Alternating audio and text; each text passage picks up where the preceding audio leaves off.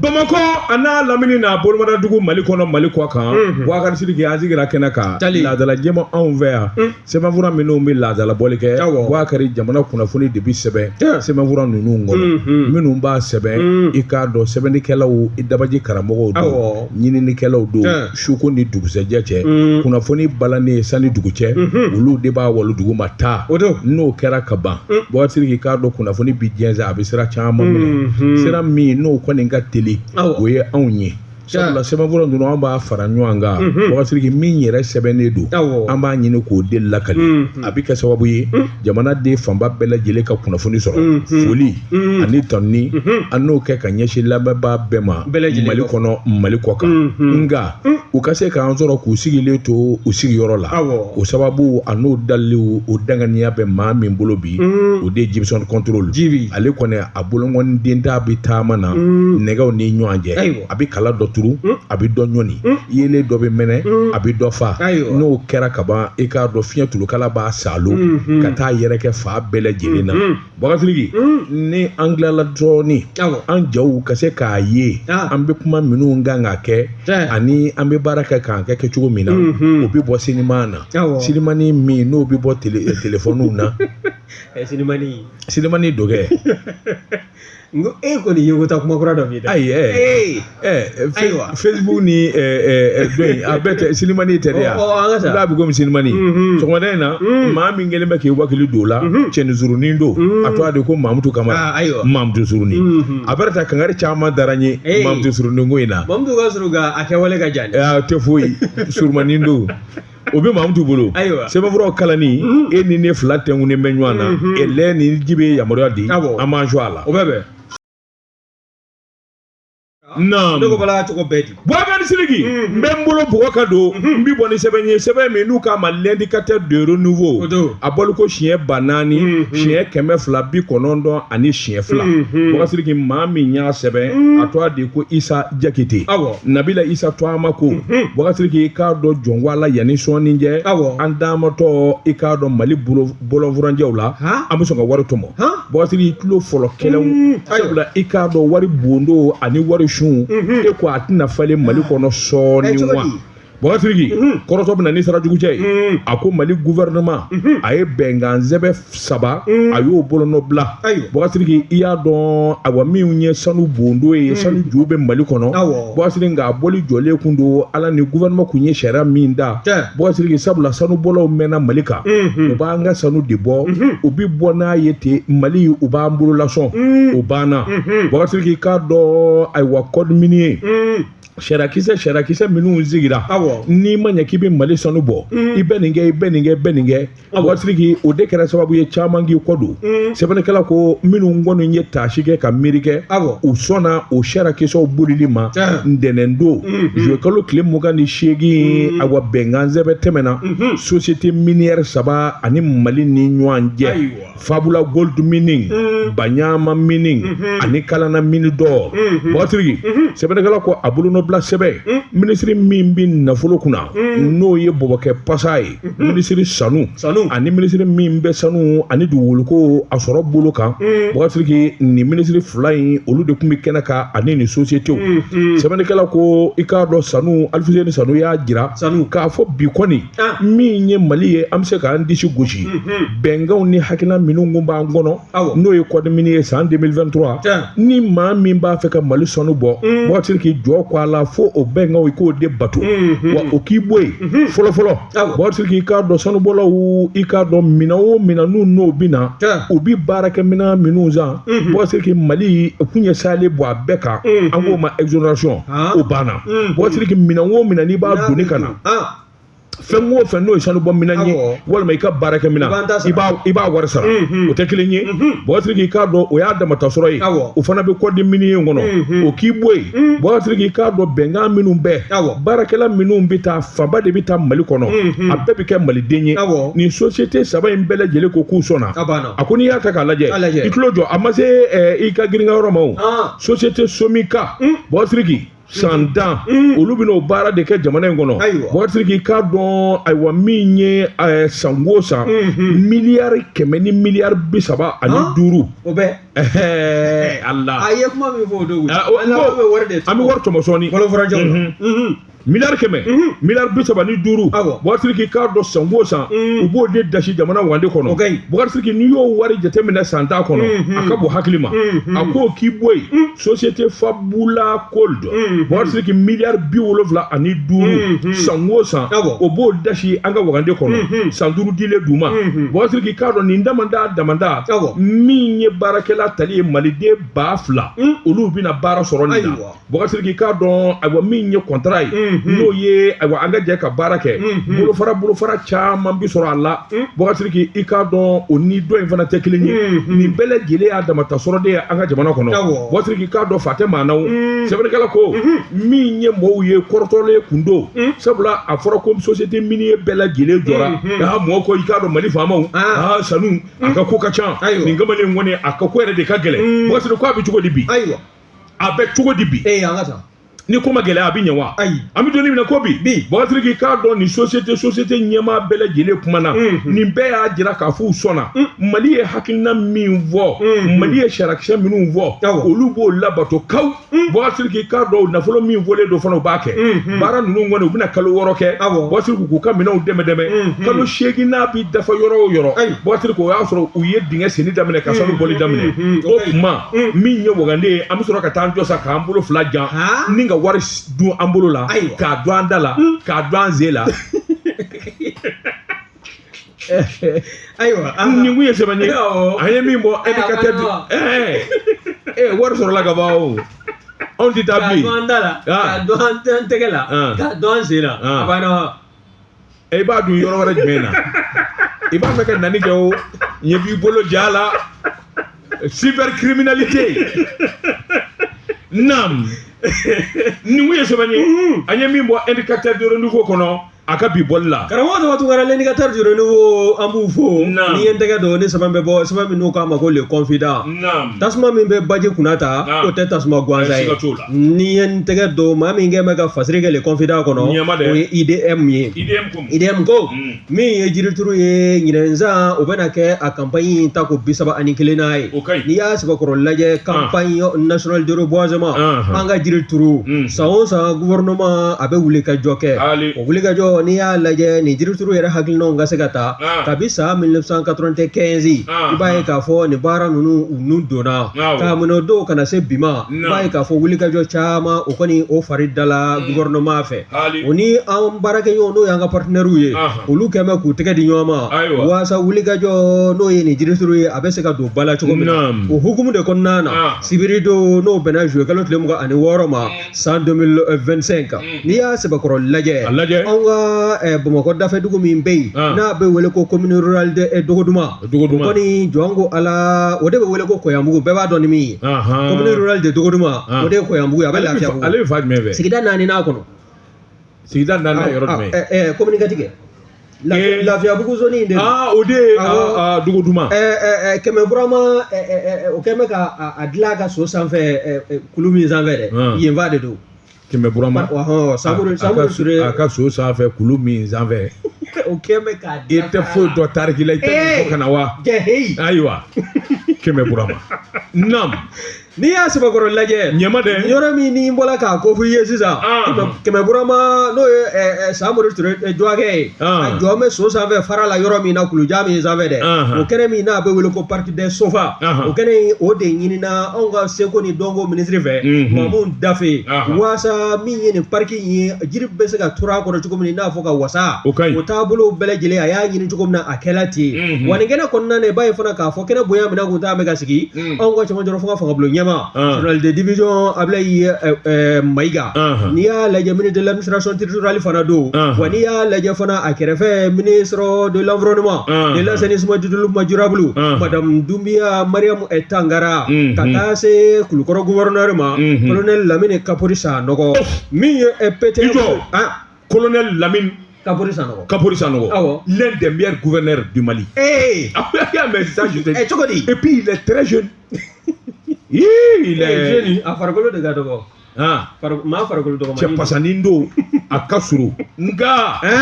sɔrɔsi yɛrɛ don ayiwa min ye Kulukɔrɔ gouverneur ye colonel Lamine Kapori Sanɔgɔ ka taa se an yɛrɛ an baarakɛɲɔgɔnw ma n'o ye PTF ye fo ka taa se PNUD ma wa n'i y'a lajɛ min ye Dogoduma commune rurale maire ba ye Ibrahima Kɔnɛ a fana tun bɛ kɛnɛ kɔnɔna na an ka chauffeur n'o ye ji ni kungo lakana tigilamaw ye o ɲɛmaaya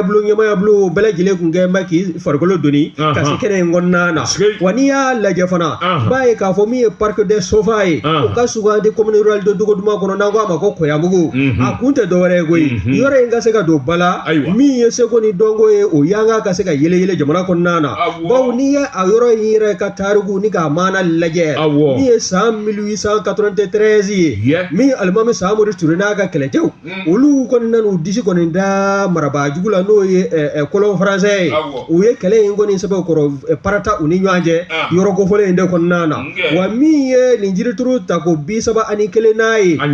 jiriju ba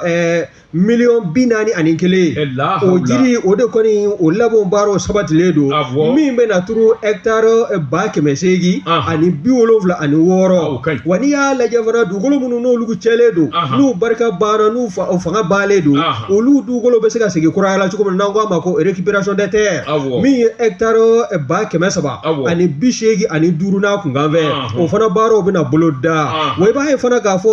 an dɛmɛbagajɛkulu min n'o jɔ man dɔn kɔrɔ projet juru la o de ye projet de restauration des terres dégradées an ko a ma ko PRTD ninnu kɔni y'a jira sa k'a fɔ min ye commune rurale de Dogoduma ye jɔn ko ala jiri min n'a bɛna turu o fiyɛfiyɛ sanfɛ a bɛ t'i jɔ fo hectare 5 bɔɲɔgɔnko la wa min ye an ka ministre de l'environnement de l'assainissement développement durable ye ale kɔni y'a jira sa k'a fɔ nin ye baaraw nun donnen ye koyi wa min ye wulikajɔ caman ye ko ha ka ja waati ni don nataw kɔnɔna na an bɛ min wele ko digitalisation de l'administration de l'environnement ko baaraw fana o bɛɛ lajɛlen o bɛ bɔ sugukan na k'a da kɛnɛmaya nin ye sɛbɛn n'a y'a salo ka bɔ le confident kɔnɔ IDM a ka fasiri n bɛ bolo bugɔ ka don n bɛ bɔ ni sɛbɛn ye sɛbɛn min n'u k'a ma la rédaction du Mali nin y'a bolo ko siɲɛ 60 ani siɲɛ 6 Wagatigi i k'a dɔn sen kelen bɛ maloya n'a ka sen kelenya ye nka n'i y'a di namara ma o bɛ wuli ka sabati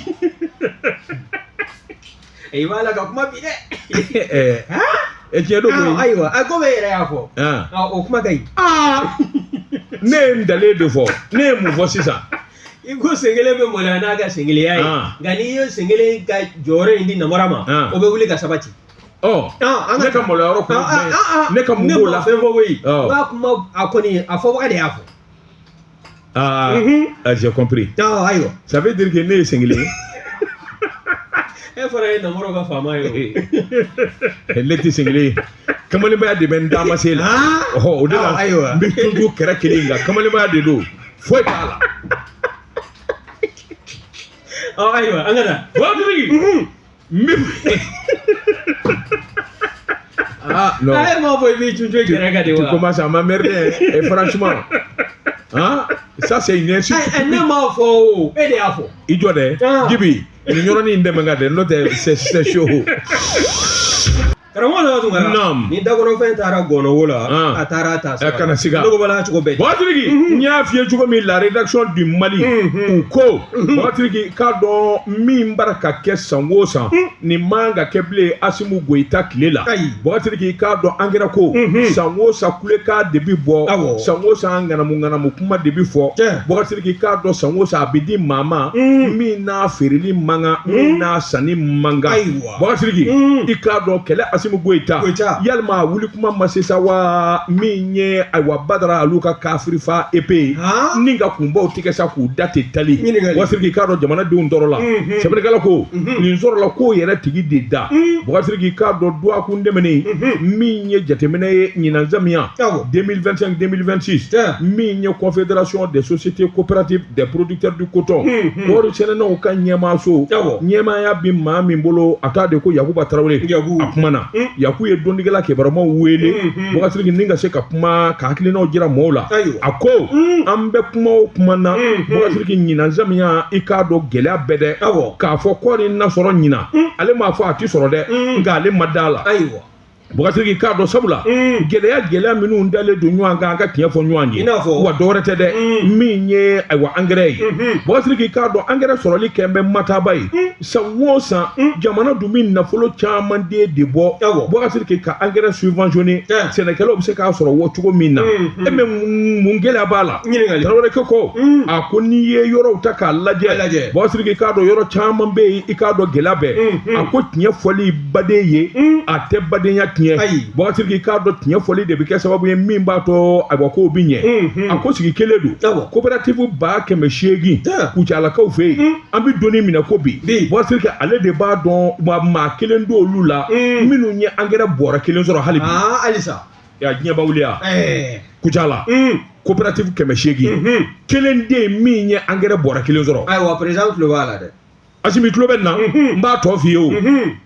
a ko k'i bɔ yen Bɔgɔsiriki a ko yɔrɔ caman bɛ yen min bɛ n'a fɔ Kajolo Buguni Bɔgɔsiriki olu dun bɛ cogo di Bɔgɔsiriki a ko kɔɔrisɛnɛnaw kamana Gwanɛ u dabali bannen don a ko tiɲɛ yɛrɛ ka tiɲɛni na Bɔgɔsiriki n'i ye ayiwa min ye kɔɔri ye n'i y'a don dugukolo la Bɔgɔsiriki i k'a dɔn ayiwa min ye angɛrɛ min kan ka k'a la min b'a to a bɛ wuli joona min b'a to a kolo bɛ gɛlɛya Bɔgɔsiriki i k'a dɔn olu donni ayiwa o ye waati waati min n'o bɛ tile 15 dama de ko fɔ Bɔgɔsiriki yalima an bɛ donni minɛ ko bi tile 15 ko kuma b'o la bilen wa Bɔgɔsiriki yalɔ kɔni o taara ka dan kɛ a ko nin gɛlɛya ninnu de bɛ sen na kalo 2 kulekan bɔlen don Bɔgɔsiriki k'a dɔn sɛnɛ daminɛ angɛrɛ minnu kan ka sɔrɔ ka don kɔɔri kɔrɔ min b'a to a bɛ kolo gɛlɛya ka wuli joona Bɔgɔsiriki ani angɛrɛ wɛrɛ min fana min bɛ don a kɔrɔ min b'a to a bɛ feere min b'a to a den bɛ ɲɛ a k'olu tɛ kelen ye Bɔgɔsiriki san o san nin gɛlɛyaw de bɛ da ɲɔgɔn kan a bɛ n'a fɔ maa mɔgɔw yɛrɛ tɛ sɛnɛkɛko la maa si t'i janto a la Bɔgɔsiriki san o san kulekan bɛ bɔ mɔgɔw b'a kuma se kɔrɔ fɔ a bɛna taa juin kalo tɛmɛnen na minisiri min bɛ sɛnɛ kunna laban an bɛna tiɲɛ fɔ a ye minisiri min bɛ sɛnɛ kunna a wulila a ko ɲinan zamiya ko jɛndi kɛ n'a ye i kɛra angɛrɛ feerela ye o i kɛra ayiwa i k'a dɔn sɛnɛkɛlaw ka ɲɛmaa ye o maa o maa de b'a la k'a fɔ e de bɛ gɛlɛya ta ka don a la Bɔgɔsiriki wa k'a yɛrɛ kelen fila kɔrɔ dɛ CMDT o directeur Bɔgɔsiriki k'a dɔn o fana kun ye kumaw kɛ sɛbɛnnikɛla ko a ko gɛlɛya filɛ dɛ a ko munna jagokɛla minnu bɛ yen n'u bɛ na ni angɛrɛ ye minnu di se minnu yɛrɛ tɛ angɛrɛ ko ɲɛdɔn san o san munna u b'u ɲɛtugu de k'angɛrɛ ta ka di olu ma k'u kana n'o ye Bɔgɔsiriki k'a dɔn an se bɛ yɔrɔ min ma ni kunkolo tɛgɛ yɛrɛ tɛ sa kangari dati fɛn ɲɛ ka sababu kɛ mun ye Bɔgɔsiriki ko minisiri y'a fɔ ko ayiwa angɛrɛ feereli dira minnu ma n'u dɛsɛra a bɛ minɛw la minɛni in dama tɛ o tiɲɛni min donna Bɔgɔsiriki yalima o bɛ se ka dilan bilen wa a ko an bɛ donni na ko bi Bɔgɔsiriki k'a dɔn hectare 300 ni 300 Bɔgɔsiriki k'a dɔn hali bi an bɛ donni na ko bi gɛlɛya de b'o o yɔrɔ ninnu na min ye Kucalanfa ye ka sababu kɛ angɛrɛ dɛɲa ye Bɔgɔsiriki k'a dɔn kita fankelen dɔ bɛ yen yenkaw fana bɛ kulekan la Bɔgɔsiriki k'a dɔn fournisseur minnu bɛna ni angɛrɛ ye jamana in kɔnɔ Bɔgɔsiriki k'a dɔn jɔ ko a la ninnu ye maafalaw de ye ninnu kɔni ye jamana dajilaw de ye ni Asimu Goyita k'an ka maa kɛlɛ politikimaw tɛ dɛ ninnu yɛrɛ de bara ka Asimu Goyita ka fanga yɛrɛ de gɛlɛya sabula sɛnɛkɛla dusu kasili walima a ka dɛsɛ ka angɛrɛ sɔrɔ ka sababu kɛ Asimu ye wari bɔ gouvernement ye wulikajɔ kɛ k'a fɔ angɛrɛ ka donni ka taa di olu ka dɛsɛ k'o donni ka taa n'a ye Bɔgɔsiriki yalima o bɛ lakali cogo jumɛn na Asimu balolen don o bɛ kɛ cogo di mais sɛbɛnnikɛla ne jiginna na minnu dɛsɛra a b'u tɔgɔ de fɔ ayiwa siɲɛ wɛrɛ b'a sɔrɔ a bɛ sɔn k'o tɔgɔ fɔ maa ma bɛ angɛrɛ feere n'a dɛsɛra a b'u tɔgɔ de fɔ n'a y'u tɔgɔ fɔ Bɔgɔsiriki fo ka taa fɔ dugukolo melekera ayi olu ɲɛ tɛ da angɛrɛ ko kuma u ka taa bagi feere angɛrɛ ko kuma kɔni tɛ bilen non Bɔgɔsiriki sɛbɛnnikɛla ko a ko nin ko in gɛlɛyara Bɔgɔsiriki k'a dɔn bɛɛ b'a dɔn samiyɛji bɛ daminɛ waati min sɛnɛ bɛ daminɛ waati min angɛrɛ kan ka na bɛn waati min ma Bɔgɔsiriki k'a dɔn angɛrɛ kunfɔlɔ kan ka don waati min o donnen don Bɔgɔsiriki nin kɔni ye kolo kelen de ye kolo kelen min b'a ka jamana joli bɛ a bɛ san caman bɔ bɛɛ lajɛlen ɲɛ b'a la a se o se girin de bɛ na daminɛ a ye angɛrɛ ɲini yen fɛ karisa dɛsɛra a y'a minɛ nin na a k'a di karisa ma Bɔgɔsiriki nin bɛɛ lajɛlen kun an b'a si kɛ nin na wa si bɛ kɛ nin de la wa mun ye tɔni 1000 di nin ma o dɛsɛra a y'a minɛ ka taa di nin ma Bɔgɔsiriki nin bɛɛ kun a ka gɛlɛn min ni min b'a kɛ ka ɲɛ munna a ti d'o ma kabini a ma se de nin kun ye sɛbɛn ye an ye min bɔ la rédaction du Mali kɔnɔ aka bi bɔli la amadu wato kɔrɔ la rédaction du Mali an bɛ u fo ni tɛgɛ don ni sɛbɛn bɛ bɔ sɛbɛn min ko a ma ko l'indépendant l'indépendant Falen Kulubali ni y'a ka fasiri ye ne b'a la ka engrais ko kuma fɔ jatigɛ o kɔni o bɛ jamana minnu n'olu ni Mali tɛnku bɛ ɲɔgɔn na o kɛn bɛ sabu ye ni ka sunɔgɔ ni k'o tigɛ ka bɔ anw ka jamana ɲɛmaaw ɲɛna ka sabu kɛ min ye ndɔ ye ndɔ ni bɛɛ lajɛlen ko a ma ko kiriki epelere waasa o ka se ka kɛlɛ joona i b'a dɔn san o san hali n'a sɔrɔla cɛnniw barika tɛ bonya u bɛ munumunu salo kɛ u bɛ bɔ an dafɛ jamana ninnu dɔ dilan ni ka hi kɛ anw ka sɛnɛfɛnw ka yan o bɛ se ka kunbɛn cogo min na o kɔni o tɛ taa kalan kɔ wa n'i y'a lajɛ i b'a ye k'a fɔ kabi juwe kalo tile 28 i b'a ye kalan dɔ kɔni da la jɛkulu fɛ jɛkulu min n'o ni ministère de l'agriculture olu bɛ ɲɔgɔn kalama kosɛbɛ n'i y'a lajɛ centre national de lutte contre les criquets pèlerins n'i y'o ani an jamana in n'o ye faso maliba ye o dɛmɛbaga jɛkulu olu de y'u fanga fara ɲɔgɔn kan ka se ka nin tile damadɔ kalan ni ka se ka o boloda sibi kan ka ban cercle o kɔnɔna na faseriba n'o ye Falen Kulubali ye ale y'a jira k'a fɔ min ye sɛbɛdɔ ka fisa kangarida ye n'i y'i ka bana n'i y'a sugu dɔn o kura ɲini yɔrɔ e man ka fili yen ma sabu de kama sa i b'a ye k'a fɔ ni kalanbulon kɔni t'a la ka ɲɛsin jɛkulu ma jɛkulu minnu bɛ yen n'olu ka baara bɛna bɛn nin dɔn ninnu u doli la an ka jamana kɔnɔ ka se ka u kunbɛn u kana se ka dankari kɛ an ka sɛnɛfɛnw na nka n'i y'a lajɛ i b'a ye k'a fɔ nin bɛna kɛ kalanbulon fana ye min bɛ se ka u ka dɔnniya ni ka se ka dɔ fara a kan k'a banban ni k'a sɛbɛkɔrɔ ji di wa n'i ye nin sandiri ɲɛmaa ka kɔrɔfɔli lajɛ ni ale kɔni y'a jira sa n'o ye chef département information communication ye et documentation sandiri in don a la n'o ye Yusuf Jalo ye fulakɛ ko min ye wulikajɔ ye nin kalan kɔni b'a la ka taga ɲɛsin maa dɔw de ma minnu bɛ yen n'olu bɛ n'u jɔ ni dɔ ninnu kun bɔla bɛɛ yan'u bɛ anw ka jamana minnu ni jamana wɛrɛw tɛnku bɛ ɲɔgɔn na yan'a u bɛ o karan ka ko ni ka o kunna ta an bɛ se ka u kunbɛn cogo min na waasa cɛnni kana don an ka sɛnɛfɛnw na wa n'i y'a lajɛ ko nin dɔ ninnu u bɛ munumunu salo kɛ an ka farafinna tilebinfɛ bolo de kɔnɔna na ani min Azi jamana ye o worodugu yanfan ka digi a tilebinfɛ bolo kan n'an ko a ma ko Sud Ouest wa n'i y'a sɛbɛkɔrɔ lajɛ min ye Proche Orient n'o ye Sami jamanaw fana ye olu fana dɔ ye munumunu salo kɛ ka taa yen fana na a ka cɛnni da o dagosi ka bon kosɛbɛ n'a ma kunbɛn k'an ka kunbɛn ni taabolo minnu ye ɲinɛnzan ta i b'a ye k'a fɔ wulikajɔw kɔni o sɛbɛkɔrɔ sabatilen don bawo kabi san 2015 i b'a ye k'a fɔ première phase test n'o de ye ka ndɔn gɛlɛn ni drone ye drone ka maa fa bɔ a la ka ndɔn faga fana fara ja drone nafa ka bon koyi les drones agricoles min ye dɔnfaga ye nɔrɔni maa nin tile damadɔ kalan in kɔni dara sandiri in fɛ ka ɲɛsin mɔgɔw ma maa minnu kɔni n'olu bɛna kala sɔrɔ ka bɔ nin sandiri yɔrɔ drone a bɛ se ka ndɔn fa cogo min na ndɔnw bɛ se ka kunbɛn cogo min na o taabolo ninnu bɛɛ lajɛlen n'o lajɛla diɲɛma jɔlen i b'a ye k'a fɔ ka waati ni don nataw la a bɛ kɛ sababa ye nisɔndiya o bɛ bɔ a kɔnɔ yɛrɛya n'o ye souveraineté alimentaire ye dun ka fa sira fɛ o fana bɛ sɔrɔ o sira in de kan o phase test n'o ye a première phase test ye o baaraw ninnu donna san 2015 i n'a fɔ n y'a f'i ye kuma daminɛ kɔnɔ cogo min na san 2018 de i b'a ye k'a fɔ Moritani o kɔni taara ni ka taa ko ka taa sifilɛ a sifilɛli a kɔni a bɛɛ taabolo bɛɛ lajɛlen kɛra tare ye ko nka ko min halisa baaraw tɔ bɛɛ ni kalan min n'o daminɛlen filɛ nin ye kabi juwe kalo tile 28 san 2025 sibi kangaba cercle kɔnɔna na u bɛ kalanninjɛ u kunna ka tila ka taa n'u ye kungokolo fantan bada kɔnɔ ni ndɔnw kun bɔla u kan k'u kunbɛn cogo min na u ka se ka taa phase pratique fana ni ka taa o bolo da ye nin sɛbɛn filanan y'a salo ka bɔ l'indépendant kɔnɔ Falen Kulubali a ka fasiri wa Ala de bɛ fara an kan dɛ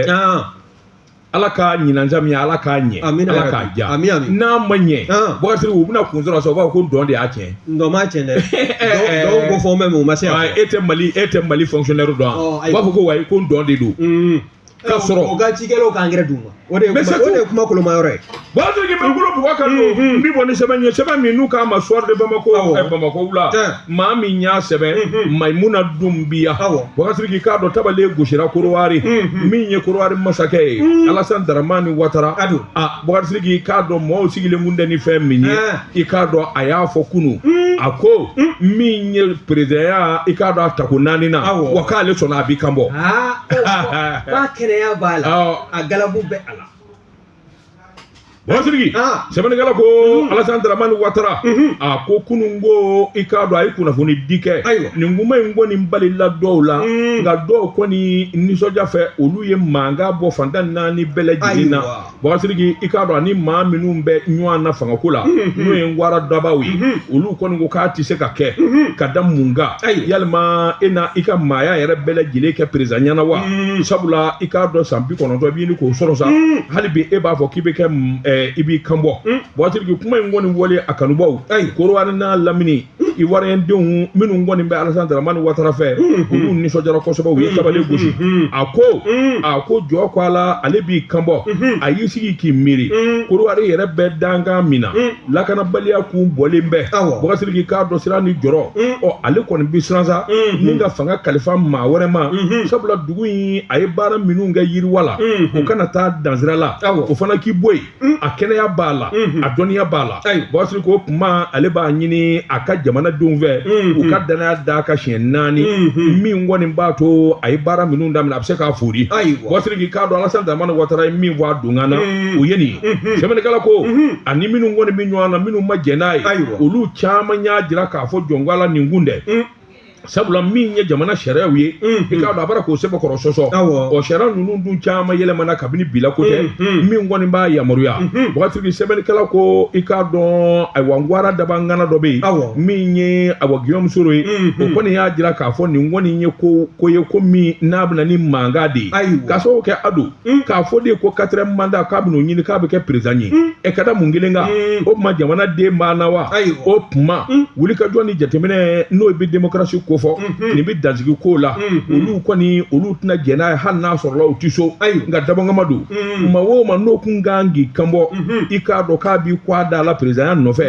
u kɛra sababu ye k'olu bɛɛ lajɛlen yara ni min ma don kaso la i k'a dɔn o b'o la ka jamana to a ko nin ko min filɛ nin ye nin bɛna ni gɛlɛyaba de ye sabula Korowari kun sumana ni hakili b'a la san 2000 i k'a dɔn vote minnu kɛra nin gɛlɛya kelen de kun don Bosirigi i k'a dɔn nin gɛlɛya kelen de bɛna wuli tuguni o tuma ala k'an kisi a ko ONU n'o ye jɛnsɛgi 4 tɔnba ye i y'a dɔn tuma min kamalen dɔ bɛ yen u kun y'o bolo bɔ a la Bosirigi o y'a ɲini cogo bɛɛ lajɛlen na min kɔni o kamalen o ka segin i k'a dɔn ayiwa min ye Cheikh Tidiane Thiam ye Cheikh Tidiane Thiam politique tɔn min bɛ yen n'u k'a ma ko PDCI RDA u y'o bɔ a la k'a fɔ k'o tɛ kɛ candidat ye ONU kɔni y'a ɲini sa k'a fɔ Cheikh Tidiane n ka segin ka kɛ candidat ye o kɔni y'o sɛbɛnkɔrɔw don k'a ɲini Korowari fɛ sɛbɛnnikɛla ko i k'a dɔn ayiwa min ye tulo geren ye o tɛ mankan mɛn sɛbɛnnikɛla ko tulo ma don o kɔrɔ ko in kɔni balannen don nin yɔrɔ in na Bosirigi ka min ɲini malidenw fɛ ani anw kunnafoni dilaw Bosirigi waraw ka kɛlɛ kɔnɔ ka fɛn dɔw la siga t'o la Korowari y'an dafɛ jamana ye Alassane kɛra président ye o Burama de kɛra président ye o Siaka kɛra président ye o ala k'a kɛ hɛrɛ ye amina yarabi ka taa kuma bana minɛnw da ka ɲaami ayiwa o t'an ka ko ye dɛ Alassane kɛra ye tabarikala Mamutu kɛra ye ayiwa ala ka Korowari suma amina yarabi ala ka Korowari suma nin kun ye sɛbɛn ye a yɛrɛ ɲuman min ye activiste ye k'i sigi ka telefɔni kɔfɛ ni min kuma cogo dɔ i m'i da jɔ cogo dɔ a ko ninnu na a bɛ taa kun jɛ i kan et puis mɔgɔw bɛ ɲinɛ fɛn dɔ kɔ gɛlɛya caman b'a n'u ni ɲɔgɔn cɛ u kana ɲinɛ dɛ Hawa Jaabi Gassama bɛ yen kana ko gɛlɛya ka taa kumaw fɔ ayiwa an k'a lajɛ an ka se an da la o de ka fisa nin kun ye sɛbɛn ye an ye min bɔ soir de Bamako kɔnɔ Bamako la karamɔgɔ Tumara ni n tɛgɛ don ni sɛbɛn bɛ bɔ sɛbɛn min ko a ma ko 22 septembre yɛlɛma hɔrɔnya maa min ka fasiri ye nin o ye Elhaji Shahana Takiyu ye Shahana ko min ye anw ka lasigidenso min n'o filɛ nin ye Magan jamana kan i b'a ye k'a fɔ o lasigiden a wulila ka bɔ a jɔyɔrɔ la min ye ambassadeur Bokar Guro Jali ye jɔnko ala min ye nafolo ye nafolo kasabi i b'a ye k'a fɔ bureau du vérificateur général ka munumunu salo kɔfɛ b'a ye maa kofɔlen in kɔni a jirala k'a fɔ ko nafolo o sɛbɛkɔrɔ dunna ye nafolo tununa sɛgɛsɛgɛli ninnu yɛrɛ bolola farajan min kan o de ye san 2022 2023 ka taa se 2024 fo ka na se 2025 ma o furanjɛ ninnu de kɔnɔna na sɛgɛsɛgɛli in bolila o de kan o taara bɔ ni nafolo min tunuli kunkanko kibaruya ye o de ye sefa wɛrɛ ye o 1,10,14 wa n'i y'a sɛbɛkɔrɔ lajɛ 1,10,14 jɔnko ala u sela ka ɲɛfɔli kɛ o kan o sɛbɛnfuraw bɛɛ lajɛlen hakika sɔrɔla ka di bureau du vérificateur général ka cidenw ma nka min ye 1,103 ye a n'a kunkan fɛ hali sini o b'a la ka taa fan dɔn tɛ o la n'i y'a sɛbɛkɔrɔ lajɛ i b'a dɔn min ye nin lasigiden so ninnu ye tɔrɔmɔɲɔ dɔw bɛ o kan ka o bila wagande kɔnɔna na ni an b'o o bɛɛ lajɛlen ye n'o o salo la ka fara ɲɔgɔn kan ka bila an ka wagande kɔnɔ o bɛ kɛ sababu ye wagande baara minnu a bɛ ta o kɔnɔna na ka baara minnu bolo da o bɛɛ lajɛlen bɛ se ka kɛ nafa ye ka ɲɛsin jamanaden kelenna bɛɛ lajɛlen ma nka n'i ye o fana o tɔrɔmɔɲɔw lajɛ i b'a ye k'a fɔ a bɛ waati jan bɔ o tɔrɔmɔɲɔw olu ma se u seyɔrɔ la n'i y'o fana lajɛ o hakɛ bɛ t'i jɔ sefo wari $47 a n'a kunkan fɛ wa n'i ye a lajɛ fana min ambassade baarakɛlaw ye maa minnu bɛ baara kɛ anw ka lasigiden so in na Magan jamana kɔnɔna na min ye nafolo dɔ fana ye min n'o kun kan ka di n'a jirala k'a fɔ ko nafolo dila olu ma k'a sɔrɔ ni nafolo in man kan o kun fana bɛ t'i jɔ sefo wari $22 a n'a kunkan fɛ na n'o fana bɔra yen n'i y'a dɔn baara mana yɛlɛ kabi 7h30 fo ka taa se 16h ma n'i tɛmɛ n'o kan sariya b'a jira k'a bɛ baara o baara kɛ i ka baara bɛnkan kɔfɛ sa o bɛ wele ko heure supplémentaire o fana u ye sara dɔ ta k'o di baarakɛla dɔw ma minnu kɔni n'o sara la fo sigiyɔrɔma 2 n'an ko a ma ko double comptabilisation n'i y'o sɛbɛkɔrɔ lajɛ sefo wari o $100,000 ani a kunkan fɛ o fana o taara janjaga wɛrɛ fɛ wa n'i y'a lajɛ halisa min ye dépenses ye minnu kɔni n'olu sugu ma dɔn paiement de dépenses non justifié o fana o hakɛ bɛ t'i jɔ $11,000 bɔɲɔgɔnko la nin bɛɛ lajɛlen de kɔni kɛla sababu ye sa kɔrɔfɔ minnu n'o wulilen bɛ ka jɔ an ka lasigiden so kɔnɔna na bi Magan jamana kɔnɔna na n'o ye Arabi Saoudite ye o kɛra sababu ye ambassadeur n'o ye son excellence Boubacar Guro Diallo ye a ka wuli ka bɔ a jɔyɔrɔ la a wulila ka bɔ a jɔyɔrɔ la conseil des ministres tɛmɛnlenw de la wa n'i ye maa kofɔlen in fana lajɛ e ko a kuma taa retraite la wa a tun bɛ sɛgɛn lafiɲɛbɔ la kabi décembre tɛmɛlen nka a ka wuli ka jɔ n'a ka galabutigiya o kɛra sababu ye danaya ka d'a kan bɛnkan ka tɛmɛ ani anw ka ministre min n'o ɲɛsin bɛ faso maliba ani jamana wɛrɛw cɛ sira taamali ma o ka se ka sɛbɛnfura dɔ kɛ n'an b'o wele ko contrat a ka se ka baara kɛ o danaya de dala kan dɛ k'a fɔ a ka taa lasigiden so min n'o filɛ ye Magan jamana kan a ka taa ye o baara ninnu fana daminɛna fɛ mars kalo de ye san 2024 ye nin y'a wulilen ye juillet kalo o tile 23 san 2025 maa bɛ se k'a fɔ sa nafolo minnu n'olu tununa ɲɛfɔli bɛ na k'a ka waati dun ni don nataw kɔnɔna na wa ɲininkali bɔn bɛ ka kɛ ni an bɛ jamana min kɔnɔ sisan dɔrɔmɛ kelen mana tunu i bolo jamana tɔ a la i bɛ ɲɛfɔli kɛ dɛ. E ko a tɔgɔ Boubacar Guro Diallo k'i ka maaya bɛɛ kɛ baara la i taalen kɔ retraite la contrat ka d'e ma waasa i ka se ka yɔrɔw koro a Boubacar Sidiki ni maa y'i sigi kuma dɔn to kunna i k'i wuli kuma dɔn siga t'a la dɛ n'i sigi kuma dɔn dɔrɔn k'i wuli kuma dɔn n'o tɛ nin wariko kuma min filɛ nin ye nin ma carrière san 40 carrière a m'a bɛɛ tiɲɛ nin a y'a bɛɛ bi awɔ ayiwa nin ko in don dɛ Ala k'an bɔ a bɔda ɲuman fɛ ni amina rabi ni wo ye sɛbɛn na y'a salo ka bɔ 22 septembre kɔnɔ El Hadji Shahana Takiwa waati ne bɛ n ka tesara premier minɛnw da n bɛ taa n sigi i k'a dɔn Banbagaji ka da la olu kuma denkɛ ni ye n ka te premier min an bɛ segin ka na o bɛ bɛn ni nin bɛ mun de ma na ala waati ni ye jali dɔnkili de ye nin ye ne tɛ fɛn dɔ nin na o maa min bɛ maa min ko dɔn o bɛ ko duman dɔn wa i bolo don i bɛ min dɔn o y'o de ye ɲɛma ne kɔni ala ne tɛ fɛn dɔn ayi e tɛ ko duman dɔn fɛn min fɔ ne t'a dɔn e t'a dɔn n'a sɔrɔ la ji bɛ kun kɛ bɛ ka bala de k'a la a ma fɔ e ye sa m'o ɲɛfɔ i ye i ma fɔ e ye i bolo don karamɔgɔ dɔ tuma ni ye n tɛgɛ don ne sɛbɛn bɛ bɔ sɛbɛn min k'a ma ko nouvelle horizon ɲɛdankura nouvelle horizon min ye Awa Seyidu Tarawele nin y'a ka fasiri ye an denmuso ko sɛbɛn wɛrɛ ye n'i y'a ta k'a lajɛ a bɛ ka bɔ a bɛ sabakɔrɔ caman bɔ bi n'i y'a lajɛ min ye wulikajɔ ye sɛgɛsɛgɛli n'o ye Awa Seyidu ye a kɛ mɛ k'o ɲɛsin fɛn min ma ko ni janto ma kɛ maa 9,500 olu kɔni lakanabaliya o kɛla sabu ye olu ka o sigiyɔrɔ fɔlɔw bila min ye CCR ye n'o ye Croix Rouge ka bolofara min n'o bɛ anw ka jamana kɔnɔna na yan olu kɔni ye nin gafe sɛbɛkɔrɔ dilan sɛgɛsɛgɛliw juru la o y'a jira sa k'a fɔ min ye ɲɔnɔ ye o min n'o filɛ nin ye Mopti ani Tɔnbukutu ni ɲɔgɔn cɛ ka taa Murutani o dancɛ o kɔnɔna na n'an k'a ma ko frontière maa caman kɔni de bɛ yen bi na Ala ni jatigɛwale kɛbaa tigilamɔgɔw ka wulikajɔ cɛjugu sababu caman kɔni kɛ bɛ k'i sigiyɔrɔ bila n'i ye Awa Seyidu Tarawele ka fasiri lajɛ ko kabi san 1961 min ye CCR ye n'o ye comité international la Croix Rouge ye u bɛ wuli wuli ka jola anw ka jamana kɔnɔna na ko nka ko min ye ka se ka yɛlɛma k'a kɛ maaninfinw dɛmɛli jɛkulu ye o baaraw bolodala san 2018 de nka n'i y'a lajɛ k'a minɛ waati kana se bi ma i b'a ye k'a fɔ min ye CCR ye a y'a jira sa k'a fɔ personne déplacée interne o de ye maa minnu n'olu bɔr'u sigiyɔrɔ la jamana kɔnɔna na yan ka taa jamana fan wɛrɛ fɛ k'a sɔrɔ u ma bɔ anw ka dancɛ ninnu kɔnɔna na i b'a ye k'a fɔ olu kɔni ko wulikajɔ ka ta joona jamana ɲɛmɔgɔw fɛ ka ɲɛsin u ma an balimamuso Alimatu hali n'a sɔrɔla a jamu ma fɔ ale kɔni sɔnna ni ka seereyali kɛ a y'a jira k'a fɔ olu ka togoda n'u y'u ka village ye olu kɔni caman bɛ bibi in na ko don dɔ fajiri de min ye kunkanw ye u ye bɛɛ lajɛlen kunu ka bɔ sunan na ka sunan tigɛ ka bɔ i ɲɛ na marafɔw man kan u bɛ jigin cogo min na u bɛ sanji jigi ten o kɛra sabu ye bɛɛ lajɛlen ja wulilen ni ja tigɛlen u y'u ka minɛn u sela ka minnu ta sa u y'u ta ni ka taa u ɲɛma dogo fan wɛrɛ fɛ wa n'i y'a lajɛ k'olu jigiyɔrɔ kɔni taara bɛn Kulubalikaw ka du de ma hali n'a sɔrɔla a ma ko pɛrɛpɛrɛlatigɛli di Kulubalikaw ka du min don min kɔni o kɛra olu jatigi ye wa olu n'u ɲɔgɔn ko caman kɔni de y'i sigiyɔrɔ bila sa ni ka t'i ɲɛma dogo fan wɛrɛ fɛ halisa an balimamuso Alimatu a y'a jira k'a fɔ min ye olu ka wulikajɔ ye olu bɛɛ b'o sigiyɔrɔ la waati min na den fila bɛ a bolo o den fila jɔn ko Ala dadumuni ko o ka gɛlɛ olu ma kosɛbɛ min ye wele k'a kɔni a kɛn bɛ k'o bila ka ɲɛsin jamana ɲɛmɔgɔw ma n'o ye an ka cɛmancɛ fanga faamaw ye ka taa se fana seereya filanan o de ye an balimakɛ dɔ fana ye n'o tɔgɔ ye ko Karimu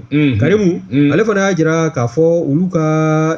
dugu la ale ka baara kun bɛn bɛ bagan mara de ma o bagan mara min ye ni jatigɛ wale tigilamɔgɔw ka wulikajɔ cɛjugu ye duguden kilan bɛɛ lajɛlen kɔni bagantanya na bawo u bɛ na k'u ka sariya gɛlɛnw sigi ka baganw bɛɛ lajɛlen salo ka taa n'a ye n'i ko k'i bɛ nɛ ta k'a da jɔn ko Ala i kisilen o y'i fa dɔ karilen ye n'o tɛ u b'i fa k'i u kɔ don n'o fana tɛmɛna ka bɔ yen i b'a ye fana k'a fɔ min ye CCR ye ale kɔni y'a jira sa k'a fɔ nin taabolo minnu filɛ nin ye a ka lajɛ diɲɛ jɔlen na bawo min ye mɛkalo ye san 2025 kan min ye CCR ye a ye wulikajɔ minnu kɛ a kɔni y'a jira sa k'a fɔ min ye maa ba 900 ye maa ba 900 ani 550 ani 10 olu kɔni bibi in na olu de kɔni kɛn bɛ k'u sigiyɔrɔ bila minnu jate dɔn bɛɛ n'o tɛ k'a ka ca ni o ye nin kun ye sɛbɛnna salo ka bɔ Nouvelle Horizon kɔnɔ Awa Suwayibu Tarawele a ka Wagatigi n bɛ n bolo bɔgɔ ka don n bɛ bɔ ni sɛbɛn ye sɛbɛn min n'u k'a ma le confida a bolo ko siɲɛ 240 ani siɲɛ 2 min ye Awa Donɲuman Jara ye Donɲuman Jara nin y'a ka sɛbɛn ye an ka taa Pongekaw fɛ yen Ponge quartier min bɛ yen n'u k'a ma ko secteur 5 Wagatigi nin ko in kɛra ye a bɛrɛ ta Wagatigi k'a dɔn Awa kɛwale cɛjugu maanifin yɛrɛ de b'a ta k'i yɛrɛ sɛgɛrɛ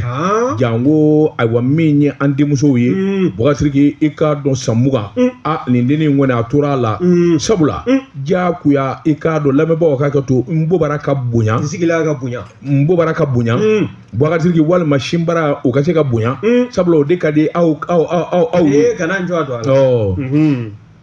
Wagatigi muso bobaraba e fura dama tɛ misali ɲɛnama ta ka ayiwa safuru la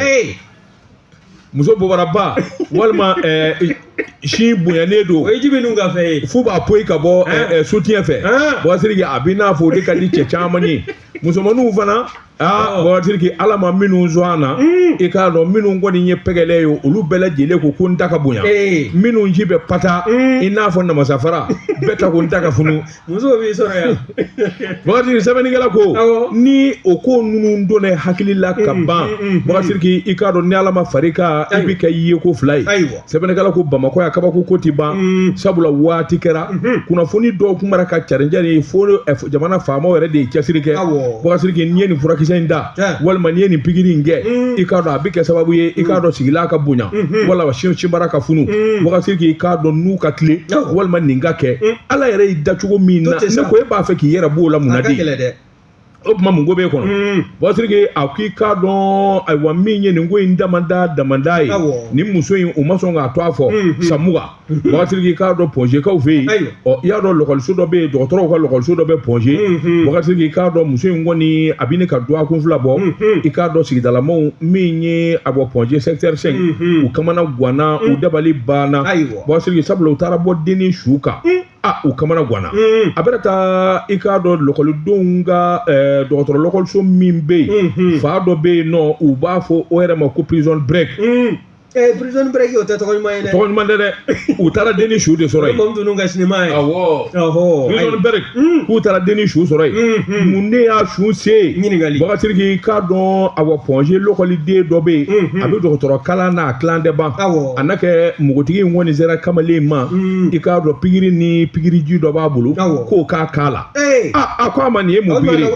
Dɔgɔtɔrɔso a fɔ lɔkɔliso in lɔkɔliden dɔ de don wa. Awɔ. A taara se lɔkɔliden ma k'o ka pikiri k'a la lɔkɔliden ko pikiri sugu jumɛn ye nin a ko nin kɛnɛ sa nin kɔni a bɛ kɛ sababu de ye i k'a dɔn min kɔni ye sigila ye o ka funu i k'a dɔn n'a damanda lɔkɔliden kɔni fana ye ala minɛ sa ka pikiri biyɛn in a y'a gɛn ala ten ngami a gɛn a la Bakari denni filɛ ka taa lahara ten. Ayiwa a ma taa saya ɲini. Sɛbɛnnikɛla ko a ko fura dɔw bɛ yen olu kɛli Bakari i k'a dɔn pɔsɔni don i y'a dɔn an ye nin kuma in sɛbɛn kɔrɔfɔ sa mɔgɔ yɛrɛ ɲinɛna maa minnu bɛ produit kɛ u farikolo bilen a fɔr'u ye Bakari a bɛ min ni min se hadamaden ma. A sotama suru tɛ ni opération ko nana i farikolo la. A bɛ se ka kalan. Mais mɔgɔw ɲinɛna o kɔ bama i s'en fout u b'a mun hali sini Bakari k'a dɔn hadamaden bɛ tile ka lajaba nin ko in na nka mugu t'a la Bakari sɛbɛnnikɛla ko i k'a dɔn nin kelen kamalennin yɛrɛ y'a ye sa k'a fɔ ko kɛra o yɔrɔ bɛɛ a y'a ka minɛnw fara ɲɔgɔn kan lɔkɔliden kɔni a ye dɔgɔtɔrɔduna a ye minɛnw fara ɲɔgɔn kan a ye gendarme sɛgɛrɛ a taara gendarmerie la a taara kuma in fɔ a ko jɔn a la dɔ kɔni sera ale ma k'a ka pikiri k'a la i k'a dɔn ekɔliso yɔrɔ min bɛ yen ko prison break ale ye pikiri k'a la ale ma d'a la ni denni ni bɛ ɲɔgɔn na